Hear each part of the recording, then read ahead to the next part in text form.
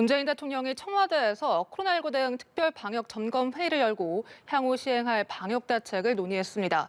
이런 가운데 전국의 코로나19 위험도가 매우 높은 수준으로 평가가 나왔는데요.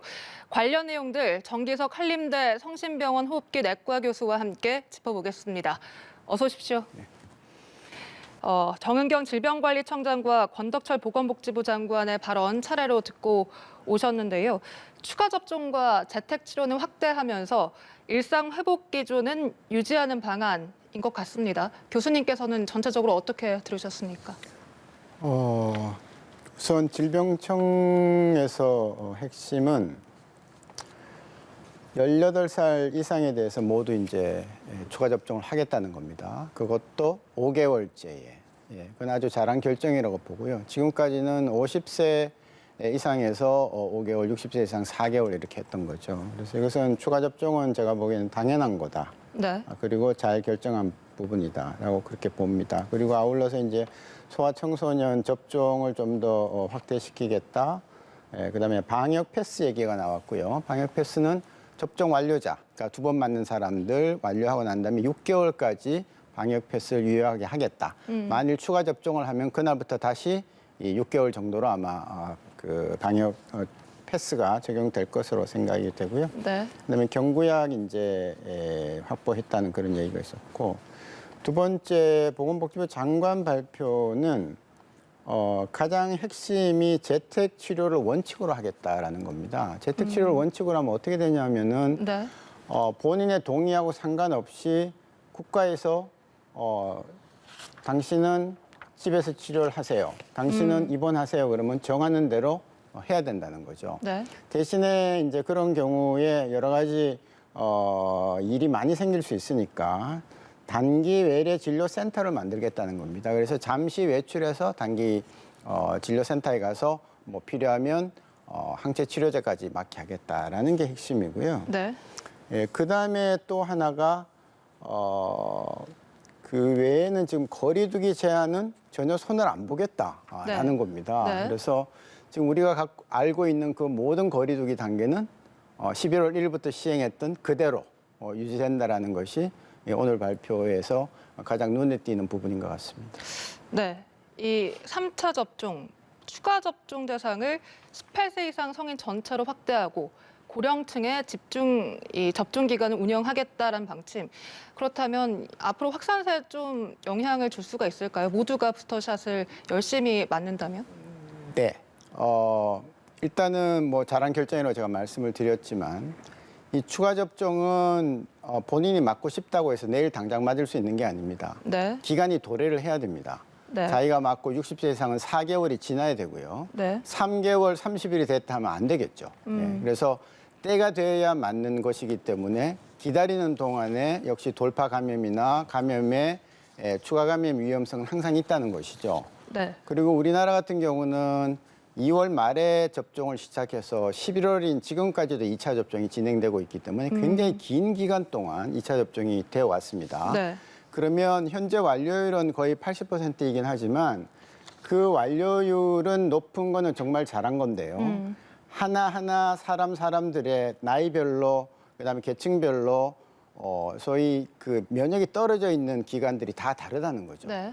그렇다면은 어떻게 보면은 앞으로 끊임없이 추가 접종을 해야 됩니다. 내년 2월, 3월까지. 근데 그렇게 됐을 때에 추가 접종 바로 직전에 한 달 정도 혹은 보름 정도의 기간 동안은 가장 면역이 취약한 시기가 되겠죠. 네. 그런 시기를 가진 인구가 일정 인구가 계속 생긴다는 거죠. 지금은 60대가 뚫렸지만 네. 좀 있으면 50대가 또 그 자리를 차지할 가능성이 있고요. 그다음에 그 밑에 젊은 사람들이 중증으로는 안 가겠지만 많은 감염이 그다음에 생길 수가 있다는 것이죠. 네. 그런 의미에서 추가 접종만에 기대해가지고 이번 겨울을 넘어가기에는 조금 힘들 것이다라는 그런 예상을 하고 있습니다. 네.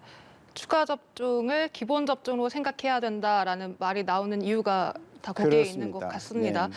네. 추가 접종 18세 이상 이 성인들에게 추가 접종은 12월 2일부터 사전 예약이 시작된다는 점 전해드리면서 이 방역 패스 유효 기간을 6개월로 설정한 것도 앞으로 추가 접종을 독려하는 데 큰 역할을 할 것으로 보여요.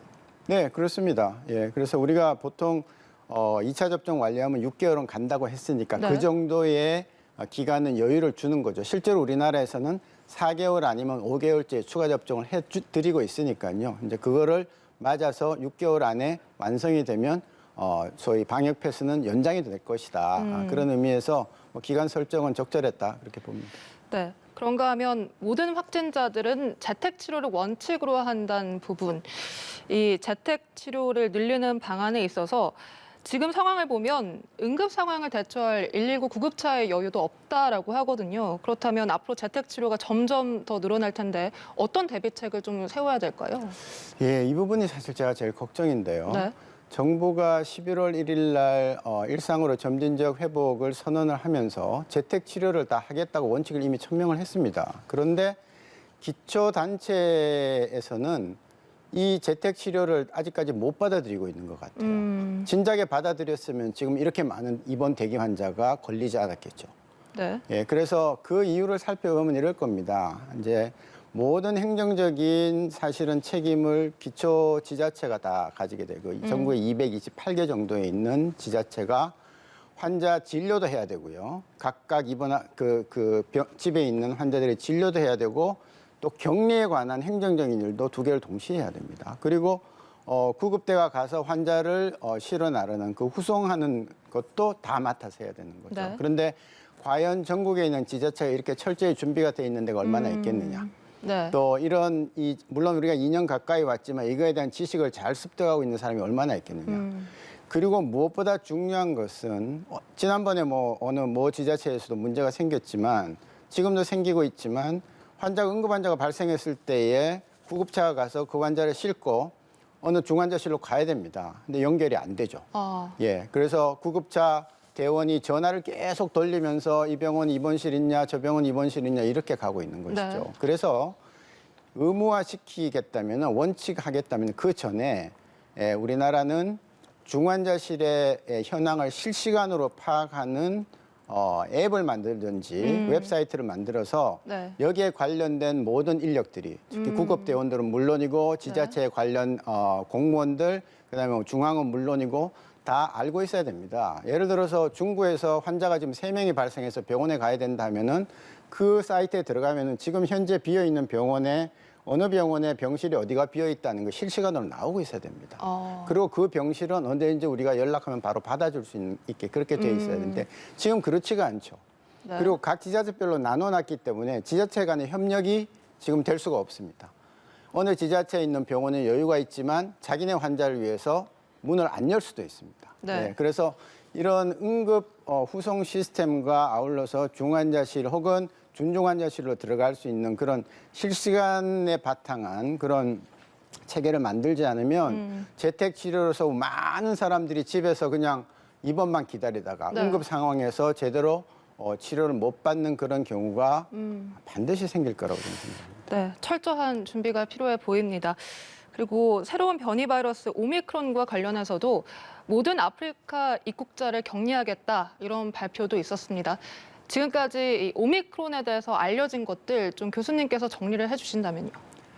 오미크론은 지금 사실 알려진 게 거의 없습니다. 네. 다만 딱 하나 확실하고 우리가 우려해야 될 지점은 변이가 너무 많다는 것이죠. 그리고 그 변이가 많은 것이 지금 우리가 잘 알고 있는 알파, 베타, 감마, 델타가 갖고 있는 그 변이를 이 오미크론이 공유를 하고 있다는 겁니다. 네. 그렇기 때문에 특히 우리가 델타를 무서워하고 지금 우리나라 100% 델타인데 델타의 특성을 반드시 가지고 있습니다. 지금 오미크론이. 그러면서 새로운 변이가 지금 있다는 것이고 그 변이가 아마도 세포에 침투하는 그거에 관여하는 S 단백질의 변이라고 봐지기 때문에 이것은 아마도 침투력에도 영향이 있을 수 있을 것 같고 네. 우리가 모든 백신은 S 단백질을 잡으려고 만든 거거든요. 근데 S 단백질이 처음에는 이렇게 주먹같이 생겼는데 갑자기 변형이 심하게 됐어요. 그러면 그 백신을 갖고 만든 항체가 이 삐뚤어진, 그러니까 변형된 S 단백질을 못 잡는 것이죠. 그러면 백신의 효과는 확 떨어지겠죠. 네. 이제 그런 것들을 지금 봐야 되는 건데 네. 우선 나오는 것은 지금 우리가 만든 백신이 우리 몸에서 생성한 항체가 네. 과연 오미크론하고 섞었을 때 네. 이 항체가 오미크론을 막아낸 능력이 있겠느냐라는 실험입니다. 그 실험은 중성 소위 이제 중화 능력 테스트라고 하는데 그것은 빠르면 한 일주일 아니면 2주일 정도 내에 일단 기본 실험은 나올 겁니다. 바이러스를 키우고 항체를 집어넣으면 되는 거니까요. 네. 예. 그다음에 우리가 이제 요번에 이제 그 복집에서 얘기했던 레키로나를 외래에서도 주겠다 하는 그 레키로나하고 그 오미크론하고 같이 섞어가지고 또 항체가 오미크론을 잡아먹는지를 볼 수 있는 실험을 할 수 있습니다. 아, 그 어렵지 않습니다. 그건 몇 주 정도 걸립니까? 그거는 뭐 1, 2주면 할 수 있습니다. 아, 네. 예, 열심히 하는. 근데 문제는 우리가 지금 갖고 있는 오미크론 바이러스가 없다는 것이죠. 네. 예, 그렇기 때문에 이제 일부러 모델을 만들어서 할 수도 있고요. 아니면 급히 이제 발견된 나라에서 우리가 수입을 해서 할 수도 있을 것입니다만은 그런 실험실적인 결과는 다른 나라에서 이미 시작했기 때문에 빠르면 1주 아니면 2주 정도면은 뭔가 한두 가지 답은 나올 겁니다. 네. 근데 문제는 이 오미크론이 사람들 사이에 얼마나 많이 전파가 되는지 또 사람한테 들어가서 얼마나 중증을 만드는지 또 치명률이 얼마나 되는지는 사람한테 들어가 봐야 아는 것이거든요. 그래서 그것은 실제 현장에서의 역학조사가 필요한 것이고 네. 이제 그것도 역시 우리나라는 지금 아직까지는 발견이 안 되고 있으니까 많이 발견되고 있는 나라를 중심으로 나오는 자료를 보면서 우리는 이 오미크론에 대한 대응을 준비해 나가야 되겠다 그런 말씀드립니다. 네, 일단 방역당국은 일상회복 2단계로의 이행 유보를 했습니다. 4주간 특별방역대책을 시행하기로 했는데 이런 때 국민들이 좀 어떤 마음가짐으로 이 방역을 좀 지켜야 될까요? 당부를 해주신다면요. 네, 너무 지금 마음들이 좀 많이 들떠 있고 또 지금 환자가 증가하니까 당황스럽잖아요. 네. 그래서 제가 딱 한 말씀 드리는 것은 이렇습니다. 집 밖을 나설 때는 마스크를 꼭 들고 나오셔야 되고요. 절대로 잊으시면 안 됩니다. 그렇죠. 꼭 들고 나오셔야 되고 반드시 착용을 하셔야 되고 댁에 들어올 때까지 마스크를 벗는 일이 없도록 하셔야 됩니다. 근데 나가서 누구를 만나서 이제 밥을 먹습니다. 네. 그럼 벗을 거 아닙니까? 그렇죠. 그러면 벗는 시간을 최선으로 줄여야 됩니다. 가장 짧게 해야 되고 음료를 마실 때는 음료를 마실 때 외놓고는 항상 마스크를 쓰셔야 되고요. 이거를 잊지 마시고 이번 겨울 지나셔야 됩니다. 아니면 언제 어디서 어떤 바이러스가 나를 공격할지 모릅니다. 이것은 돌파 감염도 있는 것이고 자기의 면역 상태도 잘 모르는 것이기 때문에 그걸 주의하셔야 되고 그러려면은 불필요한 만남을 좀 자제하는 게 아까 이제 네.